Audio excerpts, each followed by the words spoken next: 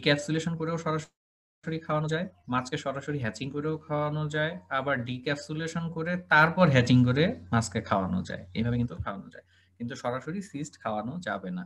ডিক্যাপসুলেশন প্রক্রিয়াটা বলছিলাম যে decapsulation that is actually removal the outer covering that is called chorion from the cyst, তাই না? মনে আছে এগুলো?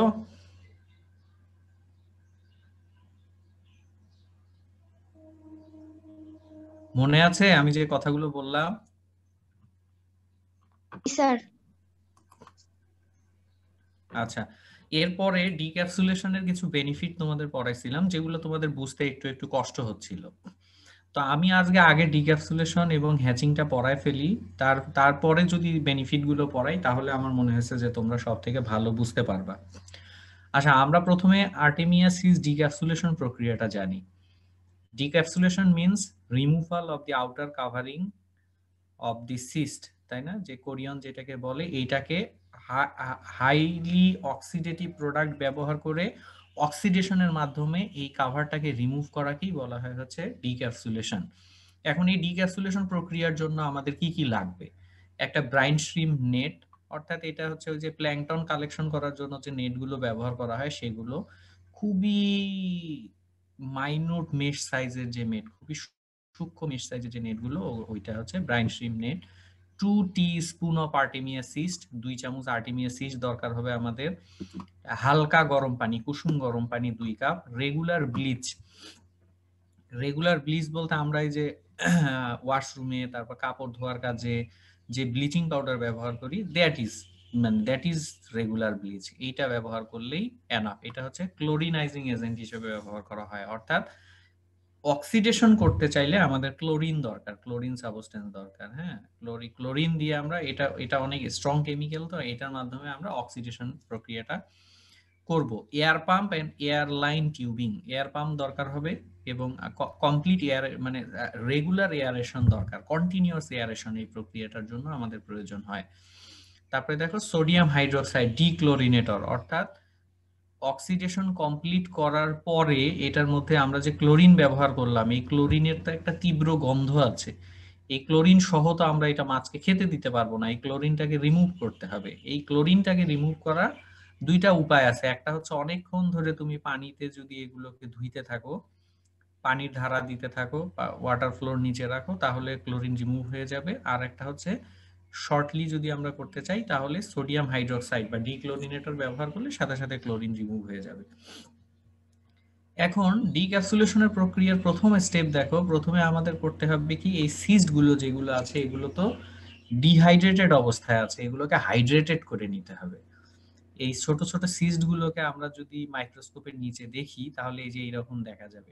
একটা ফুটবল যেমন পাম চলে গেলে, চ্যাপ খেয়ে গেলে যেমন হয়, এইরকম দেখা যায় মাইক্রোস্কোপের নিচে। তো এই সিস্ট গুলোকে আমরা এই হালকা গরম পানিতে তোমার 1 ঘন্টা ভিজায় রাখবো, চুবায় রাখবো। অর্থাৎ তুমি 2 কাপ হালকা কুসুম গরম পানিতে যদি 2 চামচ সিস্ট দিয়ে দাও এবং এই সিস্টটাকে যদি তুমি 1 ঘন্টা পর্যন্ত এভাবে রেখে দাও, 1 ঘন্টা পরে দেখা যাবে সিস্ট গুলাই যে এইরকম হয়ে গেছে, একবারে ফুলে উঠছে, বুঝছো? পানির মধ্যে কিশমিশ দিয়ে রাখলে কিশমিশ যেমন ফুলে উঠে, কাইন্ড অফ এইরকম সিস্ট, তাহলে তোমার এটা হাইড্রেটেড হয়ে যাবে। এবং এই প্রক্রিয়াটা করতে হবে কিন্তু কন্টিনিউয়াস তোমার এয়ারেশনের মধ্যে। এই যে দেখো, তোমার কিন্তু এই ডিক্লোরিনেশন করানোর জন্য তোমার খুব সফিস্টিকেটেড ইকুইপমেন্ট দরকার নাই, তুমি খুব সিম্পল ইকুইপমেন্ট ব্যবহার করি তোমার বাড়িতে ডিক্লোরিনের ডিক্যাপসুলেশন প্রক্রিয়াটা কন্টিনিউ করতে পারো। দেখো তোমার কি লাগবে, একটা পানির বোতল লাগবে। শুনতে পাচ্ছি না। শোনা যাচ্ছে না? একটা পানির বোতল লাগবে, এখন শোনা যাচ্ছে? জি জি স্যার। স্যার। হ্যাঁ, একটা সিম্পলি তুমি একটা পানির বোতল ব্যবহার করতে পারো। তোমার একটা এই যে এয়ারলাইন পাইপ লাগবে, একটা এয়ারেটল লাগবে, সিস্ট লাগবে, ক্লোরিন ওয়াটার মানে ক্লোরিন লাগবে, তাহলেই কিন্তু তুমি নিজেই বাড়িতে ডিক্যাপসুলেশন করে ফেলতে পারবা। তাহলে দেখো, এই যে এর মধ্যে কি কি দেয়া ছিল বলো তো দেখি, আমার সাথে একটু বলো। এই কাপের মধ্যে কি কি দেয়া, এই বোতলটার মধ্যে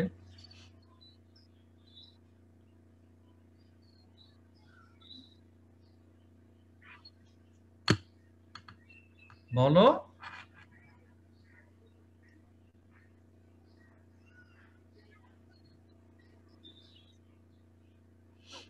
চুপ করে আছো কেন সবাই?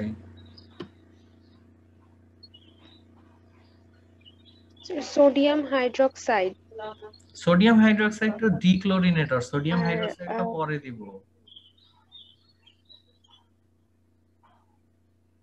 হালকা গরম পানি, হালকা স্যার, গরম পানি, ওকে। রেগুলার বীজ দিতে হবে, বীজ। হালকা গরম Regular পানি, bleach। রেগুলার ব্লিচ, আর কি লাগবে?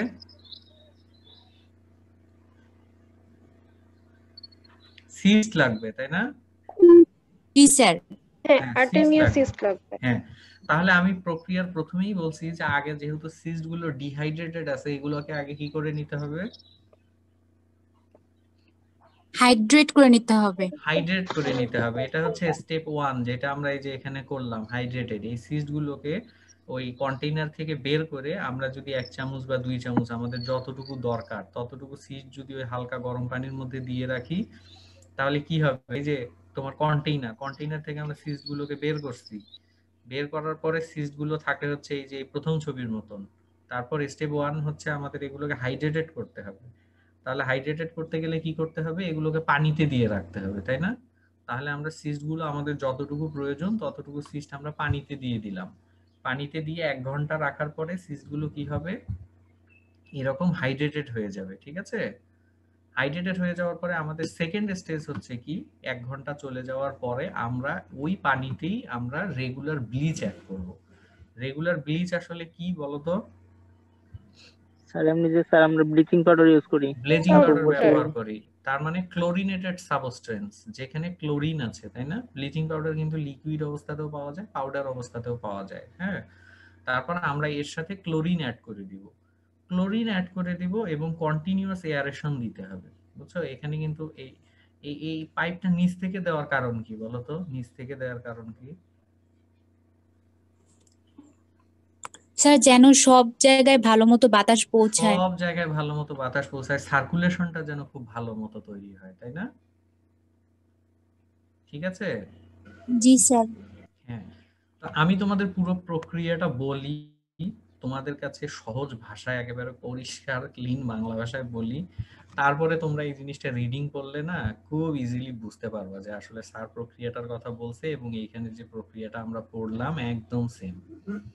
তাহলে নিচ থেকে এখানে বাতাস দিয়ে দেওয়া হচ্ছে তোমার এটাকে সার্কুলেশনটা এবং এয়ার সার্কুলেশনটা সুন্দরভাবে তৈরি করার জন্য, তাই না? তারপর যেহেতু 1 ঘন্টা পরে সিস্ট গুলো হাইড্রেটেড হয়ে গেছে, এই হাইড্রেটেড অবস্থায় আমরা এর মধ্যে কি দিয়ে দিব? ক্লোরিন, ঠিক আছে, ব্লিচ। এটা লিকুইড অবস্থাতেও পাওয়া যেতে পারে, পাউডার অবস্থাতেও পাওয়া যেতে পারে, হ্যাঁ। ক্লোরিন দিয়ে দেওয়ার পরে এখানে 3টা কালার চেঞ্জ হবে, বুঝছো? অর্থাৎ তোমার বাইরের যে আবরণটা আছে, কোরিয়নটা আছে, এটা তো ধীরে ধীরে ক্ষয় হতে থাকবে, তাই না? আমাদের টার্গেট তো সেটাই, যে কোরিয়নটা যেটা আছে সেটাকে আমরা ক্ষয় করে ফেলবো অক্সিডেশন করে। ঠিক আছে না আমাদের টার্গেট? জি স্যার। হুম। জি, তাহলে স্যার। ক্লোরিন অ্যাড করার ফলে, ক্লোরিন অ্যাড করার সাথে সাথেই কিন্তু অক্সিডেশন প্রক্রিয়া শুরু হয়ে যাবে এবং অক্সিডেশনটাকে তোমার ফাস্টেন করার জন্য আমরা এখান থেকে আরো এয়ার সার্কুলেশনের ব্যবস্থা করছি, হ্যাঁ। তাহলে 3টা কালার চেঞ্জ হবে। প্রথমে থাকবে হচ্ছে ব্রাউন কালার। তুমি যখন স্টার্ট করবা তখন কিন্তু এরকম ব্রাউন কালার থাকবে, হ্যাঁ, ব্রাউন কালার থাকবে।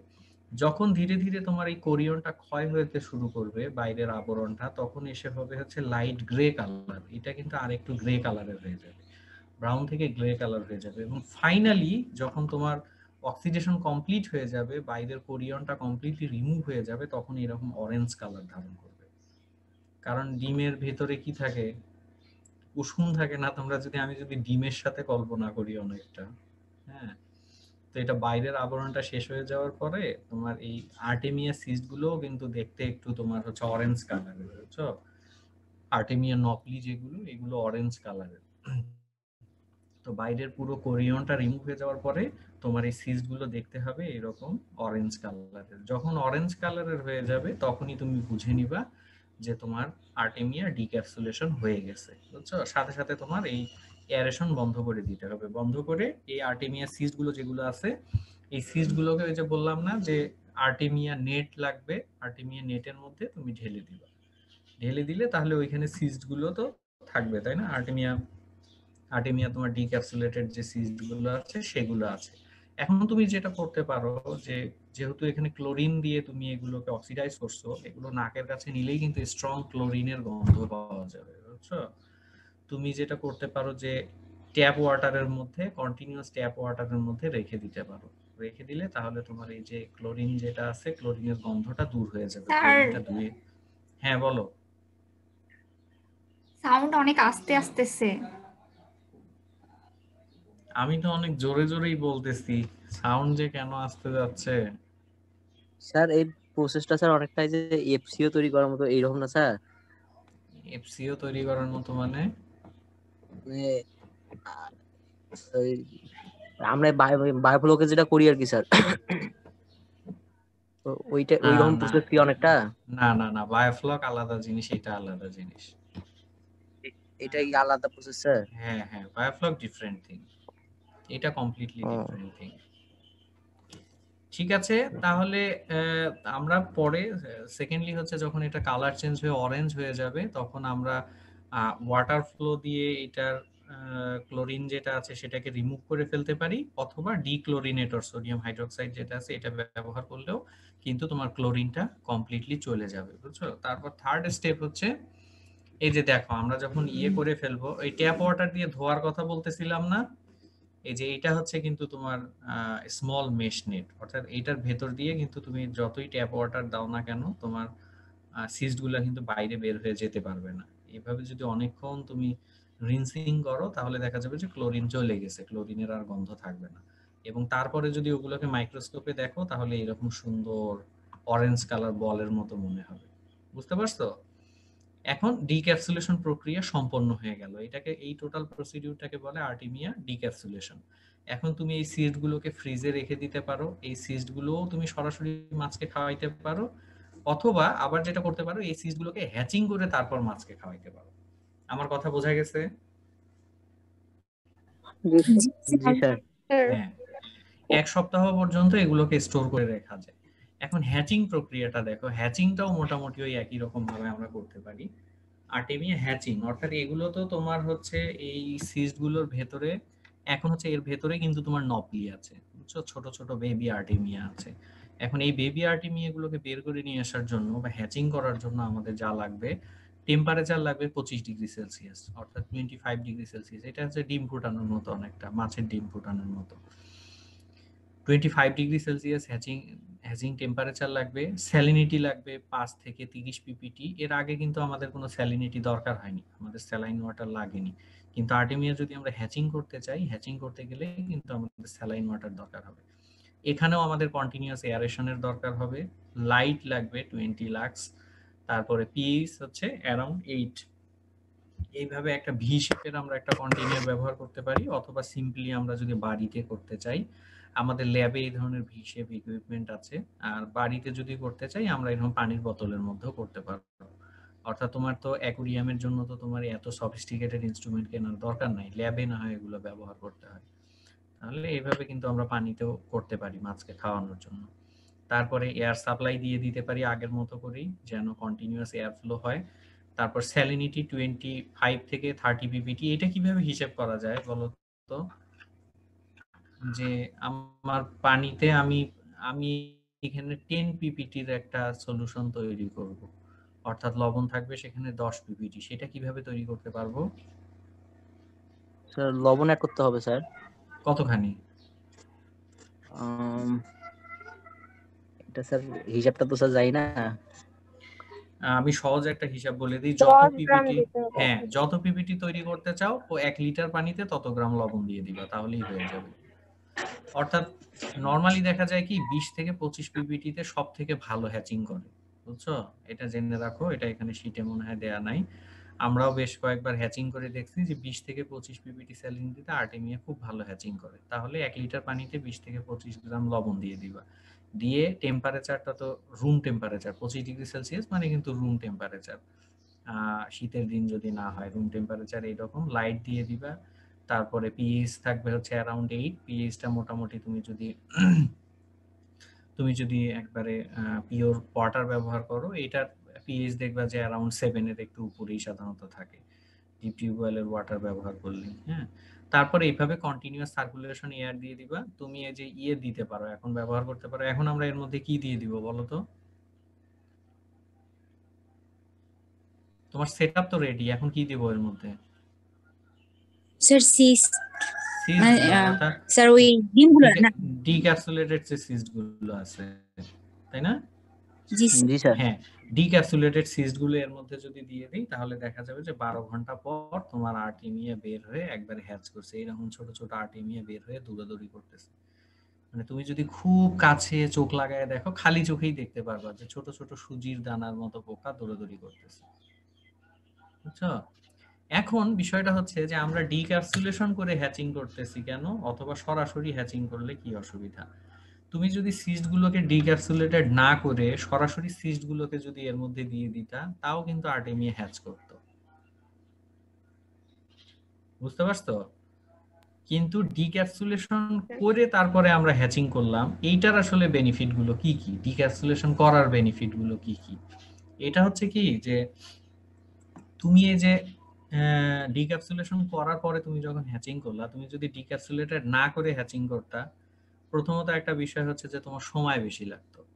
এখানে 12 ঘন্টাতেই কিন্তু তোমার সিস্ট গুলো বের হয়ে আসবে। কিন্তু তুমি যদি সরাসরি হ্যাচিং এ যাইতা, তাহলে তোমার প্রায় 28 থেকে 32 ঘন্টা সময় লাগতো। বুঝছো? আমার কথা বোঝা যাচ্ছে? জি স্যার। হুম। তারপরে তুমি ডিক্যাপসুলেশন করে ফেলছো মানে কি? তুমি ডিক্যাপসুলেশন করে ফেলছো মানে এর বাইরের আনডাইজেস্টিবল যে কাভারটা ছিল, সেই কাভারটাকে কিন্তু তুমি ডিস্ট্রয় করে দিছো। সরাসরি যদি তুমি এই যে এখানে দেখো, সরাসরি যদি তুমি সিস্ট হ্যাচিং করতা, তাহলে কি করতে হতো? তোমার সিস্ট গুলোর কাভার বাইরে এরকম পড়ে থাকতো, বাইরে ভেসে থাকতো, এবং নিচের দিকে এই যে এগুলো, নিচের দিকে এই অংশটা দেখতেছে, এই যে আমার কার্সরটা দেখতে পাচ্ছো? জি স্যার। এই কার্সরটার এখানে দেখো, এই যে উপরের দিকে যেগুলো ভেসে থাকে, এগুলো কিন্তু তোমার হচ্ছে সিস্ট। বুঝছো? এই যে এখানে উপরের দিকে সিস্ট গুলো ভেসে আছে, আর নিচের দিকে হচ্ছে হ্যাস্ট আর্টেমিয়া গুলো যেগুলো। তো তুমি যদি ডিক্যাপসুলেশন না করে হ্যাচিং করতা, তাহলে এই সিস্ট গুলো থেকে আবার আলাদা করতে হতো, তারপরে শুধুমাত্র আর্টেমিয়া গুলো খাওয়াইতে হতো। কারণ সিস্টটা তো তোমার মাছ হজম করতে পারতো না, এটা মাছকে খাওয়াইলে এটা মাছ হজম করতে পারতো না, এটা মাছের জন্য অসুবিধা তৈরি হতো। কিন্তু যেহেতু তুমি ডিক্যাপসুলেশন করে নিছো, যেহেতু তুমি ডিক্যাপসুলেশন করে নিছো, ডিক্যাপসুলেশন করে নেওয়ার পরে হ্যাচিং করলে তাহলে হবে কি, তোমার কোনো সেপারেশন করার কোনো কিছু দরকার নেই। তুমি সরাসরি মাছকে একবারে সবকিছুই খাওয়াইতে পারবা, কারণ ওখানে যা আছে মাছ কিন্তু সবকিছুই ডাইজেস্ট করতে পারবে। বুঝছো? এগুলো হচ্ছে ডিক্যাপসুলেশন আর হ্যাচিং এর মধ্যে। এই যে এখন বেনিফিট গুলো আমি তোমাদের পড়াই, তাহলে বুঝতে পারবা। এই যে দেখো, strong chlorinizing or oxidizing solution, chlorine or oxidizing solution completely sanitizes the artemia cyst। অর্থাৎ সিস্টের ভেতরে যদি কোনো ভাইরাস ব্যাকটেরিয়া থেকে থাকে, সেগুলো রিমুভ হয়ে যাবে স্ট্রং ক্লোরিন ব্যবহার করার ফলে। Harvesting brine shrimp naphtha from decapsulated artemia cyst means no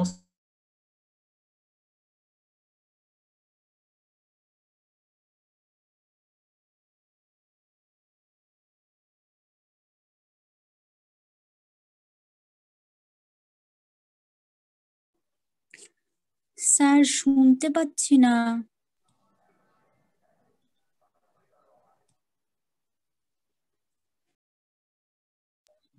sir শোনা যাচ্ছে না।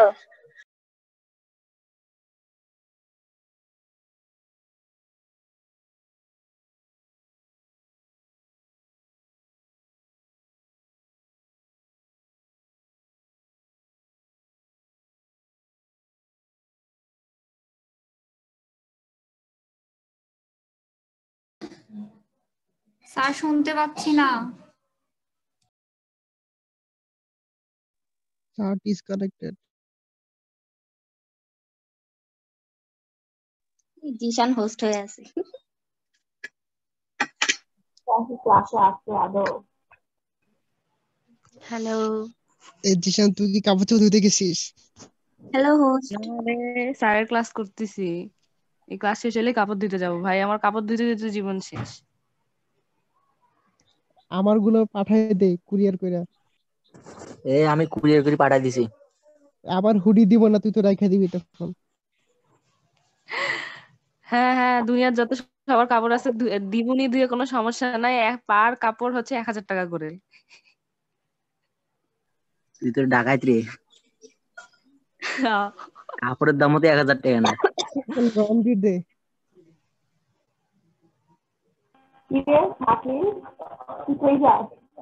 আমি বাইকে আছি রে।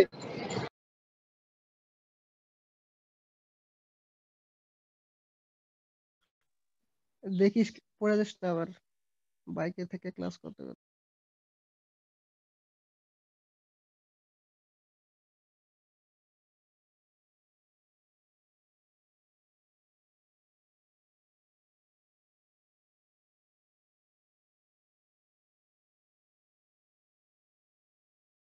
স্যার এখনো আসেন নাই।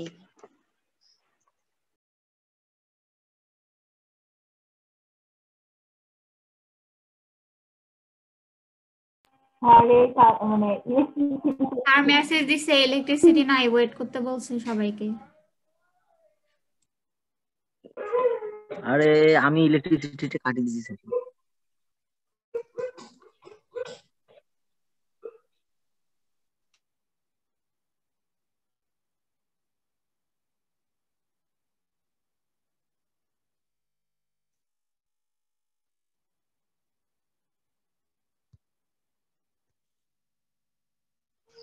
আমি গেলাম কাপড় ধুইতে। ভাই কুইজ টুইজ নিলে বলে যে শাকিল নাই ক্লাসে।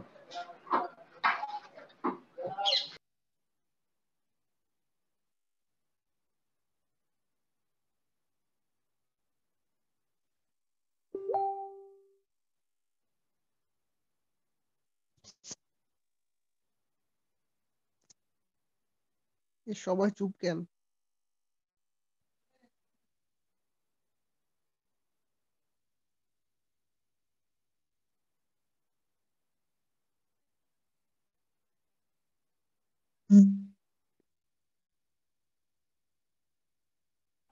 এই কারেন্ট রনি, তুই কি জানিস ফাইল কেন বগুড়া আসছে?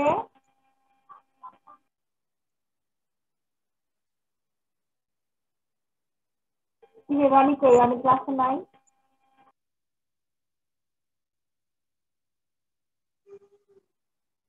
রনি তোর হাত ফাঁকা হয়ে গেল রে, কি করলি? তুই নাটক থেকে বগুড়া আসতে পারলি না, পাবনা থেকে চলে আসছে।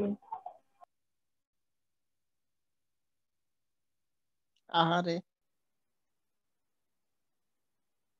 আমার কিন্তু মনে আছে। আতিকা, হ্যাঁ বল, কি মনে আছে? সবই মনে আছে। চলে আইসক্রিম, আয়। আইসক্রিমের কথা মনে আছে।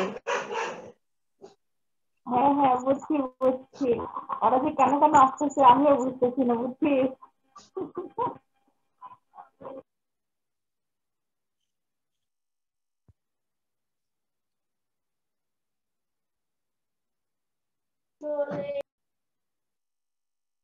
এই শোন, তোরা বগুড়ার গুলা বুঝছিস, আবার সবাই বুঝছো গেট টুগেদার করিস না। ওটা দেখলে অনেক বুঝছস, অনেক হিংসা হবে আমার। কার কথা বলছিস? ওই যে ইসে তো খাইরুল তো বগুড়া আতিকা, গেছে। গেট টুগেদারের ব্যবস্থা কর। হ্যাঁ হ্যাঁ, তোরা সবাই সেপুরে চলে আয় আমার বাসায়, সমস্যা নাই। একাডেমি ঘুরবি, তারপরে গেট টুগেদারের ব্যবস্থা কর সবাই একসাথে। আমার বাসায় চলে আসে সবাই। কিরে আতিকা, তুই কি স্পিকার দিয়ে অনেকদিন কথা বের হয় বলিস না। এরকম ঘ্যার ঘ্যার করে? কি হয়েছে? আমি না শ্বাসকষ্ট দিচ্ছিলাম, এই জন্য এরকম করতেছে। তুই আমার এভাবে বলতে পারবি দিশা?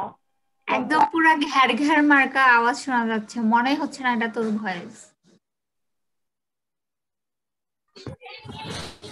আতিকার মা কত ক্লাস করতেছে তাই না? আরে না, আমি বক্স আমি শুনতে পাচ্ছি ছাড়া বাইরের পাবলিক এলাও না। এই মিথিলা চলে আয়, ওদের সাথে কথা বল। হ্যাঁ, ওরা আসবে কিনা। বলতেছি উত্তরবঙ্গ ছাড়া বাইরের পাবলিক এলাও না।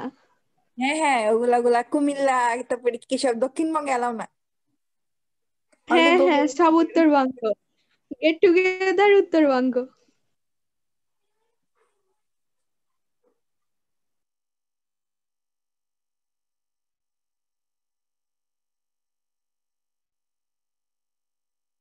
চিরকুমার সঙ্গে যোগ দিলে সাপোর্ট দেওয়ার মতো কাউকে পাবিও না। ওগুলো সব ফ্রড সঙ্গ, হ্যান ত্যান। ওই চিরকুমার সঙ্গে যোগ দেওয়া সবগুলোই দেখা যাচ্ছে, ম্যাক্সিমামই দেখা যাচ্ছে জোড়া জোড়া। ওগুলো করে হ্যাঁ রে, লাভ নেই। ওগুলা ম্যাক্সিমামই জোড়া জোড়াই। ওগুলা হুদাই খালি হ্যাঁ বুঝতে ভণ্ড, পারছি, একটা ভাব ভণ্ড নাই, সঙ্গ। ভণ্ড। এইটা সঙ্গে দেখলে এই সঙ্গ তোমাদের ব্যান জলে করে না। দেওয়া উচিত। ওদের সংগঠনের নাম ভণ্ড রাখা উচিত। হ্যাঁ আমরা ক্লাসে হ্যান্ডসাম ছেলে হ্যাঁ, তোমার সঙ্গে চলে যায়, নিজেরাই তোমাদের তো ঘুরতে খুবই যাও, জলে আর না। আমাকে মানুষদেরকে তোমরা আটকাবা।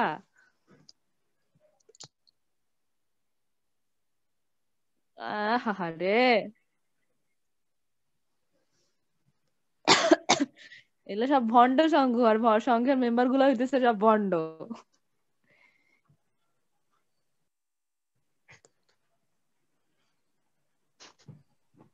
তোদের খুব জলতাছে রে, বুঝতে পারতেছি। চল জিশান, আমরা চিরকুমারী সংঘ করি। আরে আমরা সিঙ্গেল সোসাইটি করবো, বুঝছো? এটা আবার ক্যাম্পাসে গেলেই একই তো হইলো। না, তারপর ওইটার ব্যাপার আলাদা, আর এটার ব্যাপার আলাদা। সিঙ্গেলদের নিয়ে একটা প্ল্যান ছিল রে, এবার 14 ফেব্রুয়ারিতে সিঙ্গেলদের একটা প্ল্যান ছিল, এখন তো সবই নষ্ট হয়ে গেল। বহিষ্কার কেন হইতে হবে? যতদিন ক্যাম্পাসে আছি ততদিন ইনশাল্লাহ বহিষ্কার হইতে হবে না, তাই না মন বল? অবশ্যই। ইয়েস।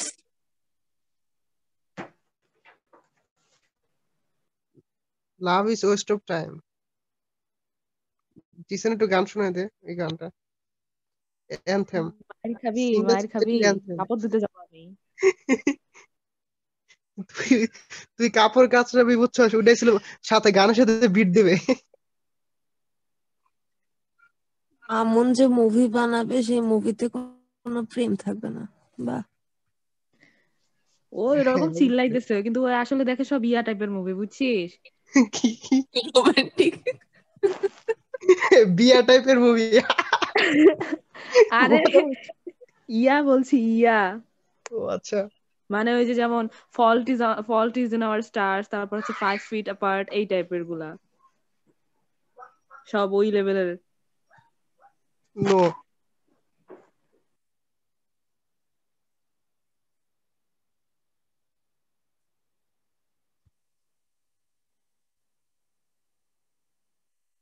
স্যার কি আসবে না? আমি এখন লিভ নিলে কি হচ্ছে, সবাই লিভ নেওয়া হয়ে যাবে, আমাকে তো হোস্ট বানায় রাখে দিবে। তুই চলে গেলে আরেকজন হোস্ট হয়ে যাবে। জিসান তুই লিভ নিস না, স্যার কিন্তু মেসেজে লিখে দিচ্ছে যে ওয়েট করতে। আচ্ছা ঠিক আছে, মানে আমি লিভ নিলে কি তোদের সবারই ডিসকানেক্ট হয়ে যাবে?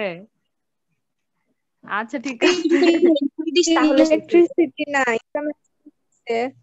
ওকে, আমি ওভাবে চালাই রাখি। আরে না, তুই লিভ নিয়ে মিটিং শেষ করিস না, তাইলে অন্য কেউ হোস্ট হয়ে যাবে। এই জিসান, হ্যাঁ হ্যাঁ বল। আম্মু তোর বাচ্চার ছবি দেখে বলতেছে এটা কার বাচ্চার ছবি। জিসানের বল বাচ্চা। বল, আমার ক্লাসমেটের 2-3টা বাচ্চা আছে, তার মধ্যে একটা বাচ্চার ছবি এটা। বল যে বল যে আরেক ক্লাসমেটের তো অনেকগুলা মানে বিড়ালের বাচ্চাও আছে। আর মামুনের কি দুয়ের বাচ্চা আছে, সেটা রাখছে বাচ্চার ছবি। ও আচ্ছা। বেশ বেশ, মামু তুই তো ইঁদুর পুষতেছিস, তুই তো ইঁদুর পুষতেছিস ভাই, আমাকে তো বলিস না একটু, আমিও বিজনেস একটু ইয়া করতাম, শেয়ার করতাম একটু। আমি নিউজটা শেয়ার করছিলাম সত্যি কিউরিওসিটি থেকে, তারপরে দেখি যে মামুনটা সবাই সেই পচাচ্ছে, আমি তো খুব খুশি হয়ে গেলাম। সমস্যা নাই, ক্যাম্পাস আসলে তোমাদের সবার একটা করে গিফট করবো। সাদা ইঁদুর রে, সুন্দর। আর যারা আমার মতো বিজনেস করতে চাও তাদের 2টা করে গিফট করবো।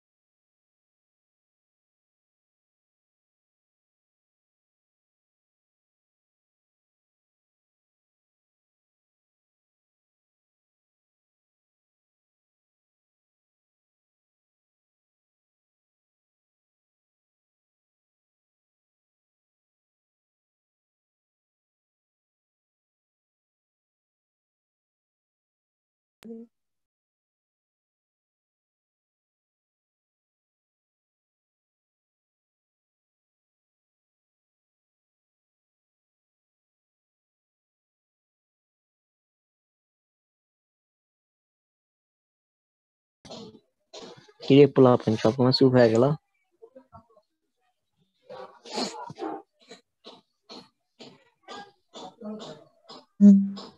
তুই চিল্লা, আমরা শুনি। সিদ্ধার মতো সময় নাই, গলার ভয়েস দাবি গেছে। গলার ভয়েস নষ্ট হয়ে গেছে, সিদ্ধা যাবে না। দাদা গান শোনাও, গলা নষ্ট হলে কি হয়েছে? জীবনে গান গাইছিলাম রে। আহা, কারে কি কয় এসব গান টান কি আমার গলায় মানায়? এখন যদি গান গাই তাহলে মিটিংটাই তো শেষ হয়ে যাবে। ভাইদের রুমে যে গান শোনাও নাই? কে কখন? ভাইদের রুমে গেছিলাম। কার রুমে গেছিলাম নামই তো মনে নেই। তোর রুমমেট কে? আমার রুমমেট কে? আমার রুমমেট কে? না, আমার রুম নাম্বার কত রে? কিছু মনে নেই। 1 বছর থেকে বাড়ি আছি, হলের নাম রুমের নাম কিছু মনে নেই। তোরা তো ফার্স্ট ইয়ারে র্যাগি তো হবে, সব ভুলে গেছস। হ্যাঁ ভাই, আমার র্যাগ এখন আর ভার্সিটি ভালো লাগে না, ভার্সিটি না খুললেই ভালো, বাসাতেই ভালোই আছি। আরে ভাই সেই লেভেলে বিজনেস হইতেছে, বাড়ি থাকলে সেই লেভেলে বিজনেস হয়। ভার্সিটি খুললে কিছু হয় না, ভার্সিটি খুললে সারাদিন খালি পড়ো, পরীক্ষা দাও। তোর হলে কি কেউ দেখতে পারে না? হয় জিনিয়া বাড়ি আছে কি বিজনেস করতে হবে। অনেকে আছে নাকি হলে কেউ দেখতে পারে না এরকম, এজন্য দেখতে পারে না মানে হলে মানে তারা কেউ পছন্দ করে না এরকম। ভাই ভার্সিটিতে তারাই যাইতে চায় যারা মনে করছে ভার্সিটি কিছু রাখি আসছে, মনে করছে টুট টুট করার মতো রাখি আসছে। আমার আগে আমার রুমে কিছু ছিল, আমি আগে শুধু দেখতে চাইতাম, এবার কি আমি সবকিছু নিয়ে আসছি, এখন আর আমার কোনো পিছুটার নাই।